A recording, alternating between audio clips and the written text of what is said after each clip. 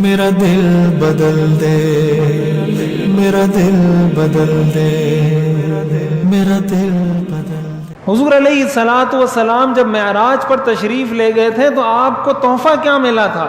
نماز کا تحفہ ملا تھا کہ اپنی امت کو جا کے کہو کہ یہ نمازیں میں نے فرض کی ہیں۔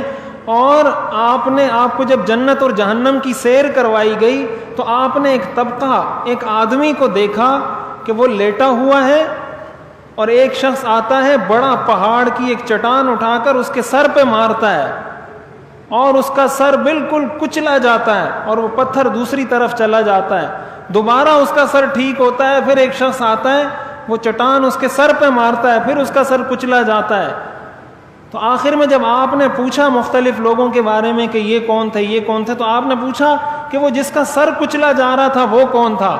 حضرت جبریل نے فرمایا یہ وہ شخص ہے جس کا سر نماز کے وقت بھاری ہو جایا کرتا تھا۔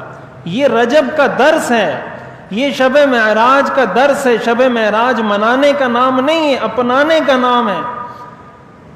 اگر زندگی بھر مناتے رہے اور یہ سبق حاصل نہیں کیا کوئی فائدہ نہیں۔ زندگی میں ایک دفعہ بھی نہیں منایا، یہ سبق حاصل کر لیا، کامیاب ہے وہ شخص۔ یہ وہ درس ہے جو ہمیں رجب سے ملتا ہے، شب معراج سے ملتا ہے۔